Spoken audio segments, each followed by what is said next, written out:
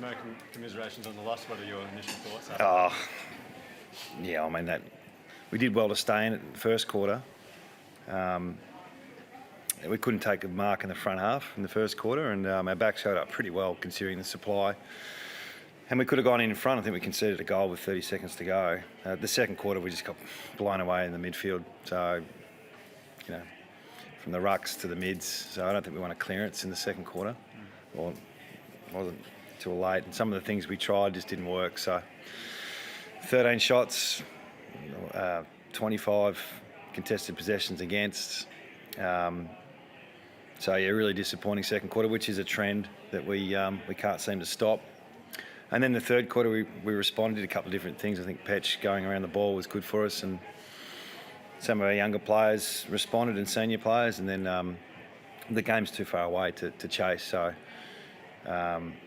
showed a bit of resistance in the second half, but in the end they were too good, in particular the second quarter. Yeah, just touching on that second quarter again, it was just so bad in terms of contested possessions even and things like that. That's what I just said. Based. Yeah, I don't know. I can repeat it. I don't want to repeat it, but you're right. And it's hard to point the finger at our forwards because the ball wasn't in there, and our backs, just the supply piece, we got overwhelmed with it. So, yep, they're a good midfield, and they taught us a lesson in the second quarter, and they're a very honest, competitive team. It's played a very similar way for a number of years, and when they get it on their terms, they're really dangerous. In the last 5 weeks, we've seen it. So we knew it was coming, and we couldn't stop it. Are there things in that second quarter, Adam, that aren't explained by the personnel challenges that you have at the moment? What do you mean by that? Well, I guess we've seen how challenged you are with your list and having your best available, but were there things that you saw from the players that you can't put down to? Craft, method, experience. We're not winning hit-outs at the moment, so you've got to be really good at your craft. So those type of things that, we're better than that. So, and they did respond in the third, but we're not stopping the momentum when it really elevates to another level. So that's our challenge, to stop the bleeding. And it's not always stoppages. Sometimes it's ball use or team defence. So tonight it was clearly around the ball. We saw earlier when things started to get away from you when you had your young kids in there, but you've got Kelly and Sheed and Gaff sort of around the ball at the moment. They're still not working. Is that frustrating that you've got your senior bodies there who can't get it done? Well, obviously, we're relying a lot on Tim Kelly and Dom Sheed, like a lot. So, we need them to play at the best every minute. So when they're a bit off, I think Ruben had 16 tackles or something again tonight, and there's not much more he can do. We're getting challenged in that space. So we want our good players playing well all the time, and when they're a bit off, it hurts us a bit. So, and look, Witts is a tremendous ruckman. He's probably the best in the comp at the moment. And young Bailey's working through his career, and I'm not sure what the hit-outs were tonight, but I'm sure it was significant. What did you say to the mids at halftime? It looked like they came up with a different approach. We wanted a response. It's not that complicated. We did a couple of things from a coaching point of view, but they all responded in a way that we expected. We just expected a bit earlier.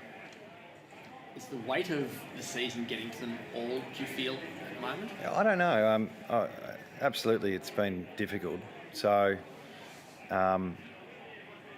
there's a lot of expectations on the group that plays every week to perform as best they can, and with what we've got available, it's a challenge for some of them. So that's reality, but we've got to be resilient. We've got to find a way to compete. So, I'll sound like a broken record because there's no go-to. It's keep forging forward, keep trying to find the little things that we do well and do them for longer. Keep growing with your craft, keep growing with the style of play we're trying to do. Keep trying to stop momentum. So we'll keep pushing that with who we've got available. And that's all we can do. Have you got a theory on why the second quarter is the one that's killing you? No, yes and no. So without going into too much detail, but it's going to happen. You're going to get challenged. It's how you respond when it's 2 or 3 goals and we're not responding. So there's so much you can do from a coaching point of view, and then there's a bit of digging in deep as a playing point of view as well. So we're connected. The jobs that you're you handed Ruben and Xavier O'Neill tonight? What do you think they would have Yeah, I learned? thought Xavier did a pretty good job. You know, I don't know what he had in the end. Anderson, what do you have? Anderson, 27. Yeah, I reckon it was mid-teens, halfway through the third, late in the third. So, and Ruben just played. So, yeah, and I think we put him on the back in the last quarter. So, yeah, those guys, you know, they tried their hardest. There's so much external negativity around the club, a lot coming from loyal fans and whatnot. Can you do anything to protect the players, and how much is filtering through to the players at the moment? I'm not sure. I mean, that's just our industry. So we get paid well to deal with that, and all we can do is work our way through it. So it's part of the job. I guess for players, a lot of the time they feed off that energy, normally in a positive manner. So when it turns the other way, Oh, look, our fans turn up. They turn up tonight again. So we have 37,000 tonight. So, you know, I know we're not delivering on field, but they're turning up. So I know there's some disappointed members out there, and I get that. And, you know, asking for patience, you know, they can demand as much as they like. They pay the memberships. So, but we're trying. And while we're going through this, it's going to be a challenge. So there's no quick fix. And with so much of the season still remaining, what do you do to try to keep spirits high? Well, got to get some players back. Keep learning, trying to grow from the good bits and learn from the bad bits. You know, unfortunately, I might have lost Jack tonight with an arm. Jermaine Jones was subbed out with a broken nose. So we'll get some younger players back in the next few weeks. So we've got to keep exposing and giving them opportunities. You know, if we get to the end of the year and some of these kids have played 15, 20 games, that's a positive. So we'll work through that.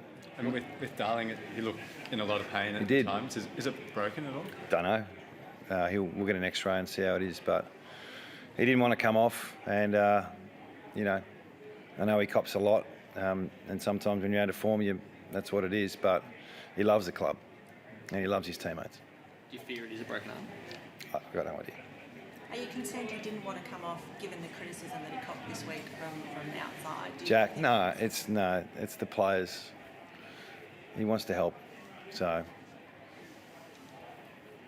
You had Jermaine go back out there as well with the nose as well. Is that something that you just think the players are trying to fight their way through? They know how low you are on Soldier. Maybe, yeah. People play with broken noses all the time, so it just got a bit sore. So. You mentioned the crowd before. You had 47,000 when Carlton came home. The next one's 37. Do you worry that you've lost that amount of people in? I'd like to know what our average crowd is against Gold Coast.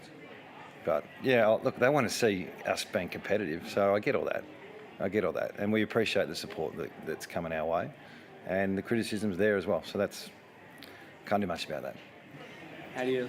Go. Oh, sorry. There was a moment in the third term where the back free kick and Oscar Allen goes on to kick the goal and it gets called back, and Brad Johnson described it as the worst rule in footy, that it's come all the way back, you lost your momentum. Did it feel that way sitting in the coach's box, that you were having such a good run, you kicked the 2 goals, Allen kicks the third, next thing you know you've got a flooded fortnight?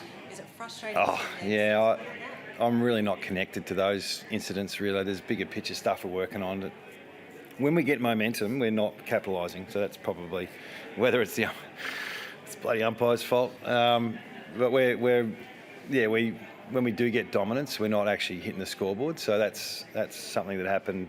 You know, last week in the first quarter, we had 17 inside 50s and kicked 2 or 3 goals. So, you know, trying to convert from our supplies when we get it is something we're not getting as well. So there's a few things we've got to try and fix, but the umpires aren't one I'm really worried about. I know it's not just finished, but does next week feel big already, given the proximity of the ladder between? Every week's for us is a chance to get better, and you know, chance to expose some of our younger players to the brutality of AFL. So Hawthorn next week, so it'll be the same as this week. Does it feel any different because of the ladder positions and the youth of the teams, and what's up and what's at stake from a ladder sort of thing at the moment? I feel like the winner of that one is going to. It feels like more than 4 points when you consider what might happen for the rest of the season for you. I'm not thinking about that. So. Thank you. All right. Thanks, guys. Thanks, Adam.